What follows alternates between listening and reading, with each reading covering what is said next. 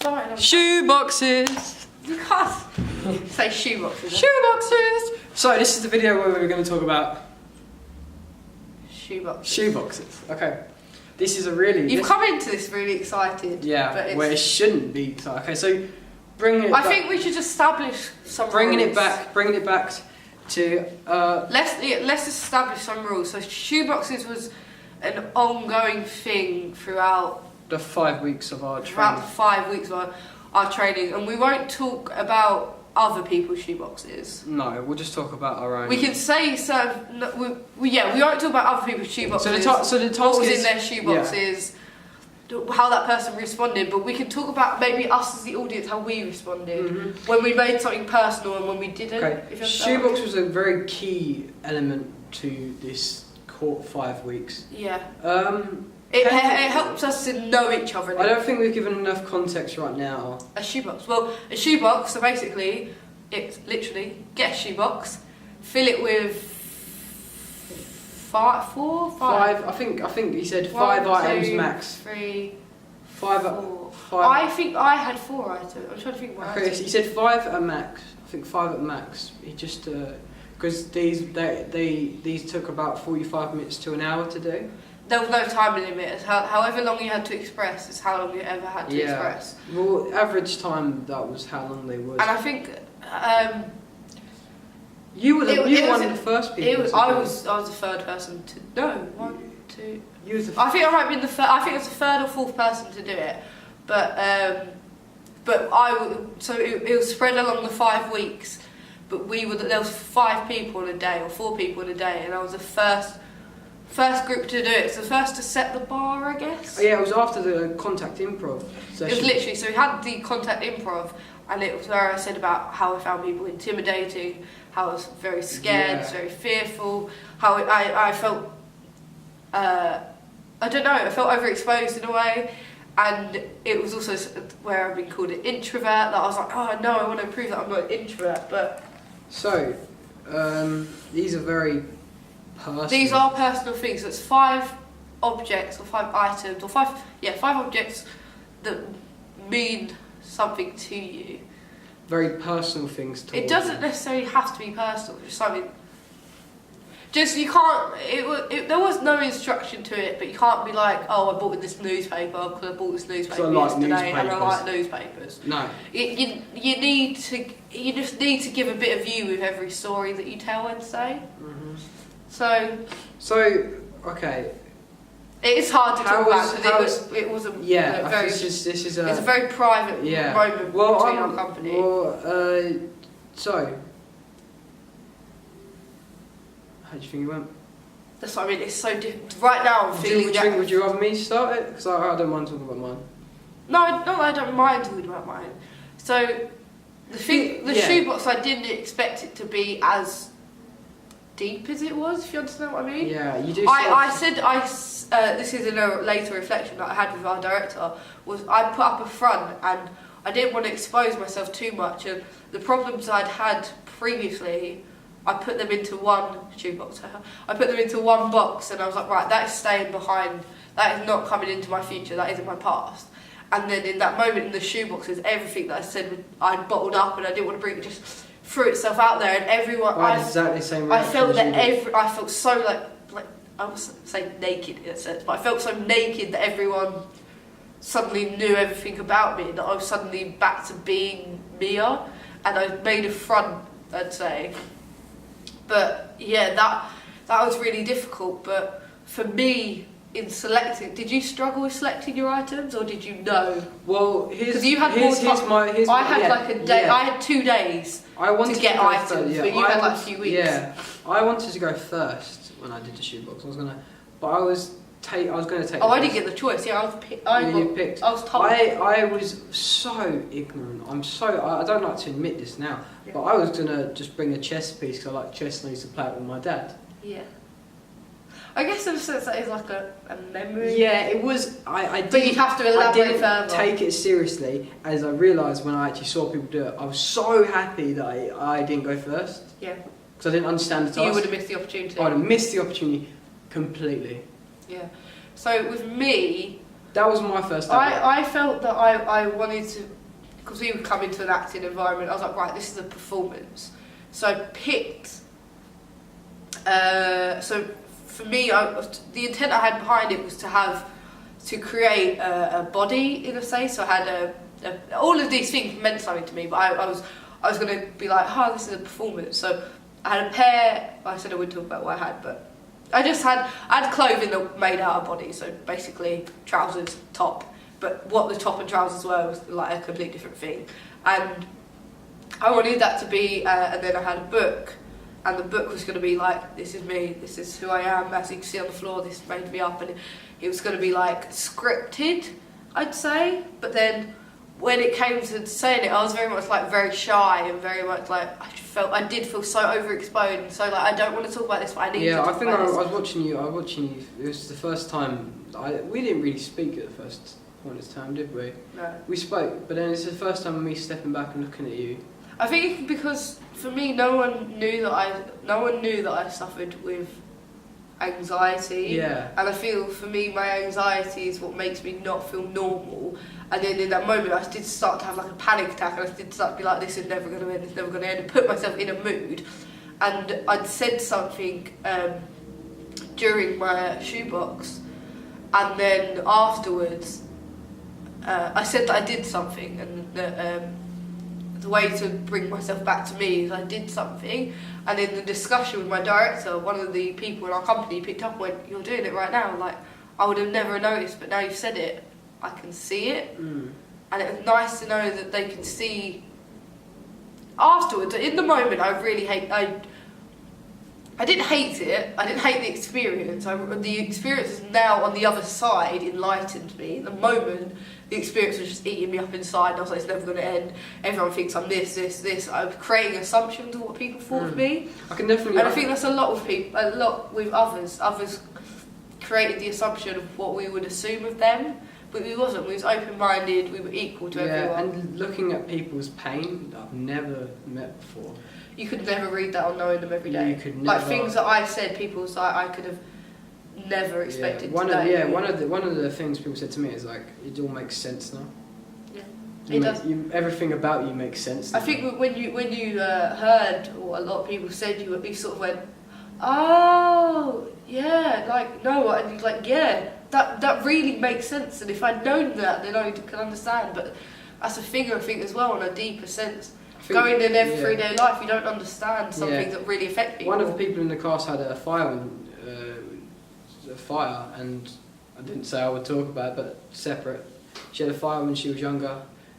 This is still surface level. She had a fire when she was younger, so she's scared of open flames. Yeah. And that was a thing that no one knew about. That was very surface level. Yeah. So there was a fire that she witnessed, and yeah. I think I wouldn't talk about this, but what I'm saying is that's a really nice. Yeah, we'll try and give examples for ourselves, because don't want to give everyone else stuff, and I think it's for us as a company, it's what we got trusted to keep, not so much a secret. You say, like, I use that example. Private. Yeah, I don't understand what you mean, but you know what I mean. It's just that. It's not like I don't think I didn't try and name and shame them. No. Oh, like, no one would know. Going back to the point where, how did you find it to go? What? I think it just really made me reflect on what I thought this actor training was going to be and what it is. I just thought I was going to walk in, be able to be like, hi. This is how you do it. This is me. No matter what you say, I can tell you that it's not. I am me. And now it's like, no, I'm not who I thought I was. Would you say you've changed? Yeah, I've changed for the better, I'd say. Like, I thought I was... With what you said with the introvert, check out our other videos, link in description below. No. If you... what you said about me being introverted, and you said it's your feelings, or what you... Or how... With what we spoke, what was said in that shoebox was, I could see how certain things I talk about is introverted, and that myself, like my exterior self, isn't introverted, but my interior self is a whole different person, and that's very introverted. So I can agree with that now, but in the moment of doing that test and doing the shoeboxes, I would have disagreed. But in reflection, yeah, I found I had a weird image when I started. Do you find like how when you started, the image, we come into the room like we want to make a great impression, or we want to not impress these people, but come in and actually have an impression on other people. Yeah. Do you? I think the shoeboxes put us on everyone. We all got put. We then. It was like everyone was on the same level. Yeah, it was like okay. Everyone was equally exposed, and everyone went. But exposed in a good way. Yeah, I think because you were the first people to do it. I was the first female to do it. I think that's the point that should be made. I was the first female to do it. So all the I was the first external to do it as well. So all the internal boys that had done it, all the internal males that had done it. Their feedback was, "We've never seen this side for you. It's so beautiful to see the side for you." But no one knew that side of me. Whatever I was coming with was the first time anyone had seen anything of me, and that's why I think, I don't know, with the females I think it's a bit stereotyped that I'd have more of a vulnerability, but through the respect that the males had and how they were able to talk about their stories, when I then spoke on mine, I felt so equal to them, and I felt that was shoeboxes was the first time I felt equal to everyone. What about you? Because you were quite, I'd say you were one of the last few to do it. Would you say? Do you reckon? I think so. I think I was about 3-4 weeks in. I think I was about 4 weeks in. I was the second to last week. 5 weeks. 5 weeks, 4 weeks in. And I did it in like the first or second week. I think it was more about who didn't want to do it was going to do it first. And because I wanted to do it. You got put back a bit more. I think if I got time, I'm sorry, I'm going to keep leaving you like that. If I had done it later, what was in my shoebox would have completely changed. Was you really? I think I would have been more open and honest. Like, even though what I spoke about, and what I spoke about was like deep or whatever, like even if you remember what I spoke about, but what I spoke about, what you spoke about. That was things that I'd say impacted me, but that's like only the beginning of what's impacted me. Like things that you've said. This is where we've got to watch ourselves when we make this personal, like saying that how it affected me. But things that you said was things that fit hand in hand into my life, if you know what I mean. Or like issues that you've said you face is things that I can be like, I can empathise with that. Rather than I'm seeing you and I'm like, I don't know what that feels like. I think it was you who said it afterwards, like, I get you now. Yeah. Yeah. I get why you're... I think our issue with the super boxes, with the shoe boxes, with being like, oh, you're such an... We were saying, like, for me, where I was one of the first people to come back, everyone was like, how you live your life every day with like a smile on your face is so empowering. How you do this is so beautiful. You're such an inspiration. You're such this, you're such that. And it was giving compliments, but it was good to give compliments, I guess. But it was more our question to dig deeper. I think it was sugarcoating it by being like, you're so amazing. I think our techniques to asking questions got better. Yeah. Because the first load of us was like, oh, you're so great. Second load of us was like, don't comment, don't give them compliments. It's sort of like ask them a question. It's being able to separate, like with some people spoke about things and it's being like, oh yeah, I've been through the same thing as you, I know what that feels like, it's okay, things are going to get better. It's not to give support. How did I don't that want to say not make to you give feel support. at that moment? That's the more the question. Yeah. How did you feel in this moment? Why did you decide to talk about this? Because one of the points was to watch someone else be, how they give out information or how they are vulnerable. I think for me, a question that I asked was, we wasn't supposed to tell each other what was in the shoebox because it ruined it. But in a conversation I had, one of the people in the company had told me what was in their shoebox, and then when they said what order they were going to present it, and when they presented it, they changed the order. So my question was, why did you change the order? Why did you not stick to your guns and decide? And it was like it really, we don't want to discuss too much, but like the answers they gave back, you're just like, oh, okay, you accept their answers. Yeah, these are very, very personal stories. Yeah. Like with mine, I was just like, this is gonna be easy. I'm not gonna cry. I'm not gonna. I think the boys, it was a big wake up Yeah, call. I was like, it brought us to tears. I like the way we're literally talking about this, and we're like, yeah, it was really emotional, and everyone's like, what? What's emotional? No, it was. I come in with the attitude that I'm not gonna cry. I'm gonna breeze through this. Yeah. Which in turn, when it actually got to it, I started. Yeah. You don't expect that vulnerability. You really don't. I didn't. I think for me it felt like... He looked at me and he went, Luke, why don't you go? I was like... Oasis. Opened it up and I sat there. I think I sat there for a moment. I looked at him, I picked up something. He went, the director went, Luke, just let go. And then started bawling my eyes out, crying. You really don't think so, but you really don't think you'll cry about it, but it's things that I shared in that room I've never been able to say out loud. Yeah, I think you said that you haven't only a few people in my life know about this about me, and now I'm just telling 19 but it felt like telling 19 people. It felt like you're telling 19,000 people. It felt like I'm pretty much telling the world. My experience with it was, I'm doing this now. But it felt like I've known these people for 2 weeks, and it felt like therapy. To be fair, it felt like group therapy to me. But it's like, I've known you for 2 weeks. Here is my life. I can't deal with it. You deal with it. Like, that's what it felt like to me. So, yeah, that's a really nice point to say. How do you think the cast reacted to you afterwards? I feel everyone felt sorry for me.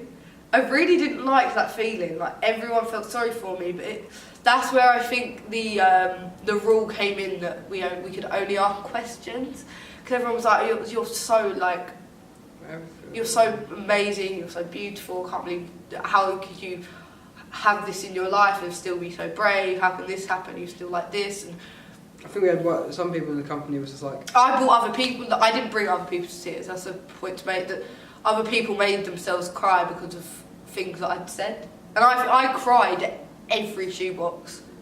There wasn't one shoebox I didn't cry on. But after a while, people stopped crying at the shoeboxes, and they became stronger and more. I wouldn't say stronger.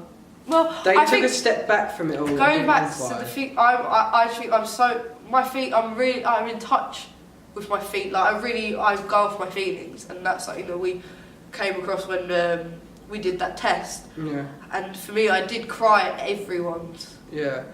With me, when my feelings override my thinking, that's when the problem starts. Yeah. I think it's like how in everyday life you have a filter and you don't ramble and share all these things with people. Yeah, my real filter is... here's a question for you. When you see me walk around college, do you ever see me feel emotion? I don't know. No. Can you tell if I'm having a... I think your face is very much blank. Not blank, but you know what I mean. I get what you mean. Like you have one set. You understand? Yeah. Do you? So if you're like angry or annoyed, I don't think I've ever actually seen any other emotion from you apart from docile. That says to you a lot. Like you're very much not flatline. No. Yeah. This is a good question. Just discussion. Discussion. Welcome.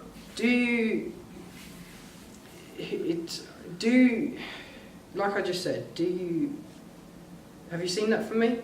If I'm having a bad day, would you know? I think compared to other people, no. In comparison to other people in our company where it's like, I need a moment, I've got this is happening, I'm angry at this, I'm sad, I'm really happy about this. There isn't anything with you. Would you know if I'm having a bad day? That's what I'm saying. If you had to point out a day in my training with you, I'd be able to tell when you're stressful. It's stressful. You're very external when you're stressful. Yeah. You're very external. I think I make it a point. With what you say, it's very obvious when you're stressed. Stressed. Yeah. Yeah. I think that's like one emotion.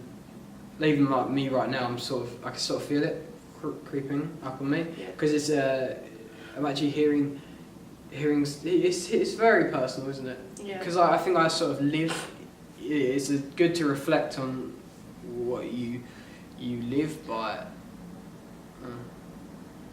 It's good to reflect on how you live, I guess, how you live in everyday life. Because I sort of know that I don't like to. When my feelings override my thinking. Yeah. That's when the problem starts. I don't like to be that vulnerable. But I am always, my feelings control my thinking. Definitely, I think me in everyday situation. Just especially in a relationship scenario, even with a father and son and a dad, when my emotions override my feelings, you sort of know. Yeah. I try and logically sort it out. Yeah. We're going to have to split this into 2 parts because our camera's saying that it's going to die. So such a nice moment though. Let's just enjoy it for a moment. Let's just be in the room. Should we push it? Let's see how far we can push it. If it dies, will the footage cut out? Probably. Will it delete? Yep. Cries. Thanks, guys. Thank you. We're going to turn to the second part if you're interested. Part 2.